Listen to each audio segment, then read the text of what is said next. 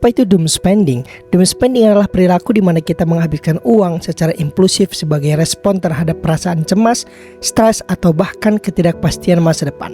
Biasanya orang-orang terjebak dalam doom spending saat mereka merasa tidak memiliki kendali atas situasi, misalnya ketika ada krisis ekonomi, masalah pribadi, atau ketika suasana hati sedang buruk. Dalam kondisi ini, kita cenderung melakukan pembelian secara spontan untuk mengurangi kecemasan atau membuat diri merasa lebih baik. Namun, hal ini justru bisa memperburuk kondisi keuangan dan menambah stres di kemudian hari.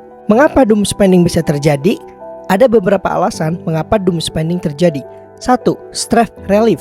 Ketika merasa tertekan, ketika mencari pelarian, membeli barang atau layanan mungkin memberikan kepuasan instan.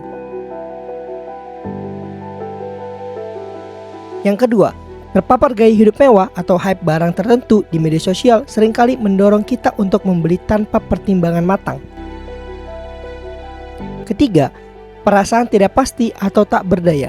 Dalam situasi yang tidak menentu seperti krisis ekonomi atau pandemi, orang seringkali merasa bahwa mereka tidak memiliki kendali atas banyak hal, sehingga mereka beralih ke belanja sebagai bentuk kontrol diri. Contoh doom spending. Pertama adalah belanja online saat stres. Misalnya, setelah menghadapi hari yang melelahkan di tempat kerja, kamu merasa sangat stres. Tanpa pikir panjang, kamu membuka aplikasi belanja online dan mulai memasukkan barang-barang ke dalam keranjang belanja. Kamu akhirnya membeli sepatu baru, pakaian, bahkan gadget yang sebenarnya tidak kamu butuhkan saat itu.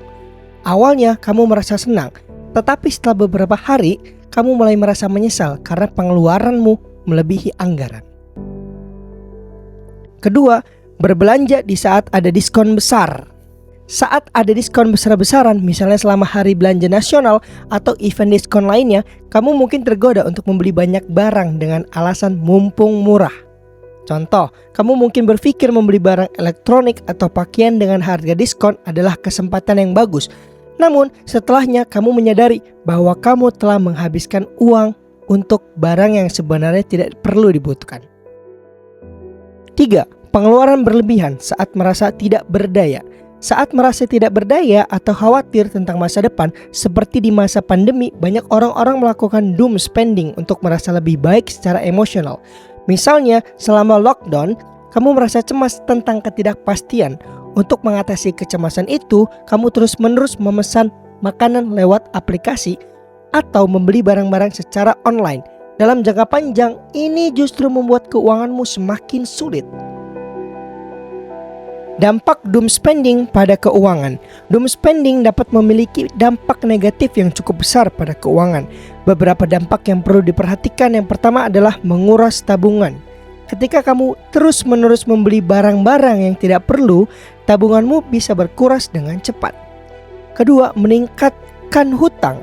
Jika kamu menggunakan kartu kredit untuk membiayai doom spending, kamu mungkin akan terjebak dalam hutang yang sulit dilunasi. 3. Stres tambahan. Alih-alih menghilangkan stres, doom spending justru bisa menambah stres karena kamu akan menghadapi masalah keuangan yang lebih besar di kemudian hari. Cara menghindari doom spending. Sadar akan pemicu emosi. Cobalah untuk lebih sadar akan perasaanmu sebelum melakukan pembelian. Jika kamu merasa sedang cemas atau stres, tanyakan pada diri sendiri apakah benar-benar membutuhkan barang tersebut atau hanya ingin mengalihkan perhatian dari stres. Buat anggaran dan batasi pengeluaran impulsif. Selalu buat anggaran bulanan yang jelas dan ketat. Sisihkan jumlah tertentu untuk kebutuhan penting dan batasi pengeluaran impulsif. Contoh, batasi pengeluaran pribadi untuk hal-hal yang menyenangkan. Misalnya, hanya 500.000 sebulan. Ketika anggaran itu habis, kamu harus menunggu bulan depan untuk membeli barang lain. Gunakan metode 30 hari sebelum membeli. Jika kamu merasa ingin membeli sesuatu, coba terapkan aturan 30 hari. Tunda pembelian selama 30 hari dan jika setelah itu kamu masih merasa membutuhkannya, baru beli. Misalnya, kamu ingin membeli gadget baru. Tunggu selama 30 hari dan evaluasi apakah keinginan tersebut masih ada. Ini bisa membantu menghindarkan pembelian yang impulsif. Alihkan perhatian kegiatan produktif. Daripada menghabiskan uang untuk barang-barang yang tidak perlu, alihkan perhatianmu ke aktivitas yang lebih produktif dan menyenangkan. Contohnya, jika kamu merasa cemas, cobalah meditasi, olahraga, atau membaca buku. Aktivitas ini bisa membantu meredahkan stres tanpa merugikan keuanganmu.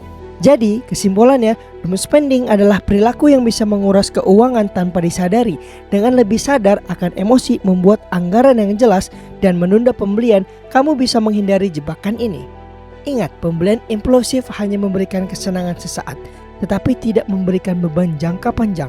Lebih baik berfokus pada pengeluaran yang terencana dan masuk akal. Terima kasih sudah menonton. Sampai jumpa di video selanjutnya.